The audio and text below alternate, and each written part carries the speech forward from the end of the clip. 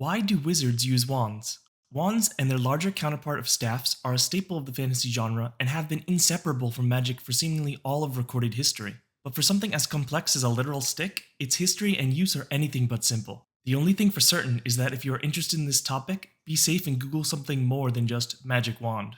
So what is a wand? A wand is a thin, lightweight rod for aid in the magical arts, and they are usually made from wood, metal, or ivory. In general, wands and staves are interchangeable in their purpose, with grimoires describing both as types of magic sticks. The clearest distinction between them is best summed up by this Reddit comment. Wands are small sticks, rods are medium sticks, and staffs are long sticks. So in this video we will largely treat them the same, although according to my preliminary research, size does matter. Wands are probably as old as the concept of magic itself. I use the word probably in my historical research portion because that's the best we can do. But let's look at the textual evidence first. Many biblical scholars agree that the 5 books of Moses from the Hebrew Bible, also known as the Torah, were written around 6th century BC, or 2,600 years ago. These books tell stories of the power in Moses or his brother Aaron's staff, with it being able to turn to a snake or having the power to part the Red Sea. But we can get older, centuries before that, with Homer's Iliad and the Odyssey, making numerous references to magical rods wielded by the gods. Hermes used one to put people to sleep and wake them up again. Athena used hers to change the age of Odysseus, and Circe used a wand to transform Odysseus' men into pigs. But these stories were passed down orally for years prior to Homer finally writing them down, so we can already assume these concepts are even older. From this point onwards, we will rely on direct physical evidence and cultural rituals. This leads us to the apopatreic wands of ancient Egypt, made from hippopotamus ivory that were used to ward off evil, especially during birth and death. But 2000 BC is nothing, as there is even evidence for wands being used among prehistoric people. In 1823, the body of the Red Lady of Paviland was discovered in Wales. This body was decorated with red pigments, seashells, rings, and ivory wands. Archaeology was still in its infancy at the time, and because the body was surrounded by pretty things, it was assumed to be belonging to a woman. But later tests found out that she was a he, and the body was from around 33,000 BC. This places wands all the way into the Upper Paleolithic era. If we ever hope to find out more answers into their history, we need an actual magic wand. Essentially, across all cultures, when there is a magical belief, there is a wand-like object. There have even been early depictions of Jesus in Christian art showing him using a wand to perform his miracles, centuries after Bible passages were written and say nothing of the sort. But modern Christian art shows him with an assault rifle, so it's important to remember that drawings aren't proof. Instead, I think these depictions show that even when it isn't explicitly said, when the impossible happens, it's always easiest to explain it away with the wave of a magic wand. But that is the exact opposite of our goal today. Instead, I want to focus on the potential reasons why the wand is such a useful tool in magic, in various fictional or supernatural beliefs, and even how it could work. So I'll ask again, why do wizards use a wand? I've been able to generalize a great deal of reasons between 4 main points, with my personal favorite theory being last, of course. But let's start first with potentially the oldest, and that is the wand itself contains the magic, not the wizard. These wands are enchanted, capable of magic independent of the wielder. This is best reflected in mythology with the weapons of the Greek gods. Despite Zeus being known as the god of thunder, his control over lightning comes from the thunderbolt weapon gifted to him by the Cyclops, not his own innate power. The same can be said for Poseidon, as his trident is often credited for his control of the seas and earthquakes. While the wielders of these weapons had their own godly abilities, the weapons they wielded provided unique magic, and their use was not restricted by just the gods, as across various myths, mortals could use them as well. The story of Perseus has him successfully using multiple magic items originally crafted for the gods, such as Hades' helmet of invisibility and Hermes' winged sandals. It should be noted that these objects were just containers for the magic, and have no real reason to be a particular shape besides symbolism. Hades' helm of invisibility would work just as well if it was in the form of a ring, and Zeus's lightning bolt could have easily taken the form of a simple staff. And this lesson is best taught by Odin, the master of magic himself. While some gods prefer more flashy designs, Odin would often take the discreet form of a wandering old man and disguise his legendary spear as his walking stick. This habit directly inspired Tolkien's character of Gandalf, who did the same, with Tolkien even referring to the character as an Odinic wanderer, and Gandalf's design would then influence all of modern fantasy. Outside of mythology, the ideas of wands containing their own magic is still a prominent theme in RPGs such as Skyrim. In these games, staves grant the wielder the ability to cast spells independent of their skill, and sometimes unique to that weapon entirely. Many people might view this as wizards leaning on their staves a bit too much, and consider it a boring explanation, but I think it can be livened up by placing a large influence on the process of the wand's creation. It would be as challenging as capturing lightning in a bottle, or even harder, capturing lightning in a stick. Maybe they would need to seek out and establish external sources of magic for their components, phoenix feathers for a staff to control fire, or a wand fashioned from a lich's bone so they could control the undead. But these powers might run out if not recharged. Maybe they require literal souls to function as fuel. Maybe the truly powerful wands would have personalities and requirements for the wielders. Worlds with this magic system have endless options to choose from. And of course, any object could be enchanted, but wands have symbolism of their own to be a good choice. And it might just also be out of convenience. The majority of magical effects don't need unnecessarily complex shapes to function. The reason for the shape could be it's a simple apparatus that's easy to hold and aim. There's no real point to using physical weapons such as swords or axes if your magic is ranged anyway. And after all, you can't get much more precise than by making a literal pointer.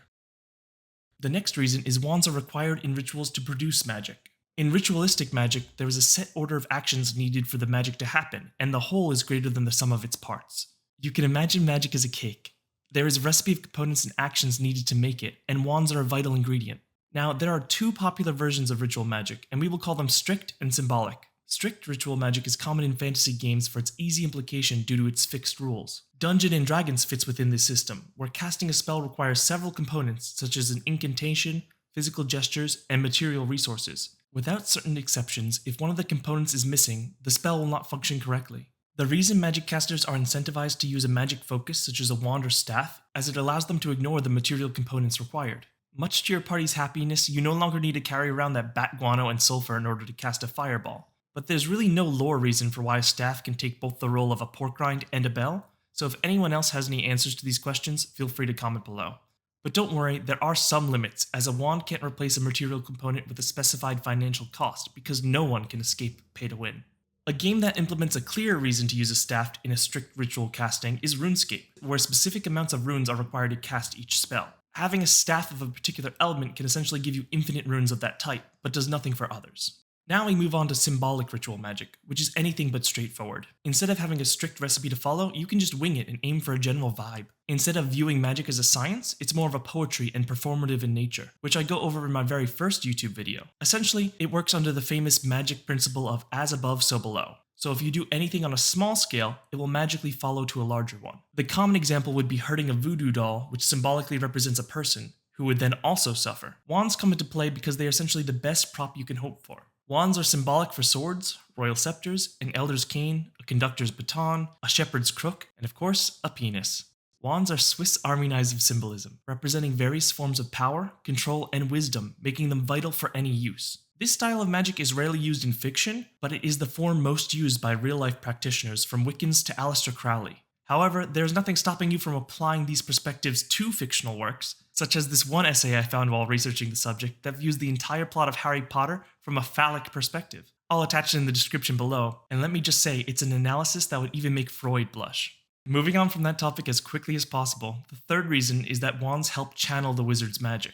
Without one, they either have no access to their magical power, or doing so without one is incredibly strenuous and only possible for a select few. The Harry Potter series is a strong proponent of this concept, and it has always been my least favorite way wands are used. Wizards are so useless without their wands. Harry's signature spell was disarming his opponent with Expelliarmus instead of using the slightly faster Stupefy incantation, because there is no difference between a wizard that can't move and a wizard without a wand. All I can hope for is that Nintendo revolutionized their entire combat in 2006 when they released the Wii controller with a strap. I'm largely joking here, but the idea of being a magical being but unable to access your power without a tool has never clicked with me. Those staves always seemed more like a crutch. I mean, can you imagine if we as a modern society couldn't function in our everyday life without a certain object in our hands? That would be pathetic. Still, let's try and think of some reasons wands could help channel magic from the wizard. One theory is that they are made of a highly magically absorptive material. Holding a wand could then draw the wizard's magic to it and help it concentrate and focus in one area. This could aid them in casting spells, but it still feels like training wheels, and they could eventually regulate and concentrate their magic on their own. The next theory I came across was that wands function as an antenna, allowing the magic to transmit easier. But I've got to put on my physics hat this time and state that really wouldn't work out. The shape of wands is a monopole antenna, but those antennae send out omnidirectional signals strongly perpendicular to the rod. So pointing your wand at someone would hit literally everything except you two. It would be best to hold it above your head, but still you couldn't control the specific direction, so not exactly the kind of precision you want.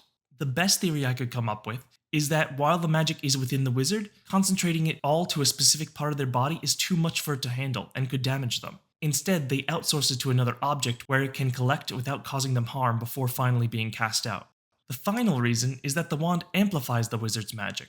The difference between this and the past reason is that the wizard is always capable of using their full power, but a wand allows them to surpass their limits. This is used in a variety of games and even the logic within some popular fantasy series. One example is in Jobless Reincarnation. Rudius is an extremely powerful magic user, but still uses a staff because it amplifies his magic, and we can even see by the exact amounts. His strongest affinity of water is amplified 5 times, while the other elements are still significantly increased. Even better, I have my own personal theory why, but to explain why, we will need a quick crash course in how a laser works. Laser is an acronym standing for light amplification by the stimulated emission of radiation. So yes, technically laser is spelled with an S, but Z is still cooler. All you really need to know is that when atoms gain energy, it stores it by raising an electron level.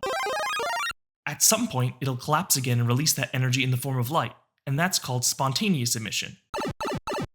Each atom will only store a very specific amount of energy, and then release that as a very specific wavelength of light or color.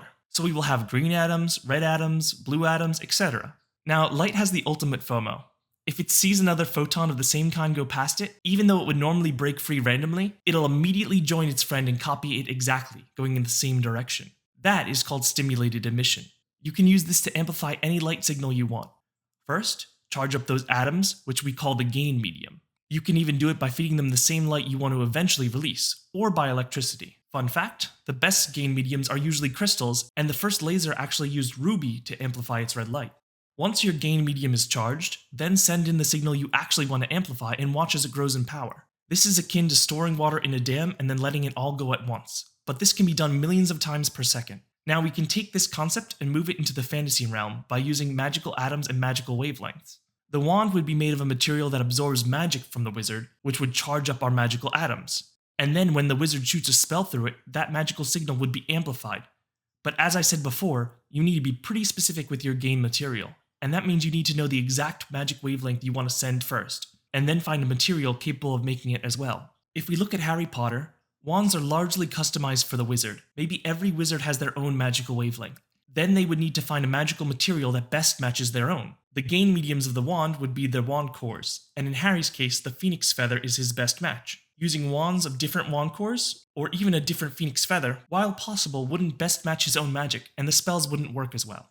In worlds with elemental magic affinities, there would be multiple types of magical atoms that resonate with each type of element, the same way that we have atoms of different colors. Maybe this rare gem is a fantastic game material for water magic, while the wood of a certain tree is decent for earth magic. The limit to the power of the wand would then be the rarity and expense of the materials, with certain materials being better amplifiers, and the size of the wand, as a bigger staff is capable of holding and sending the magic through much more game material, which means more amplification. A mixing of game materials would enable various amplifications as seen with Rudius' staff, but smaller, cheaper wands would be lucky to even have 2 decent gain mediums.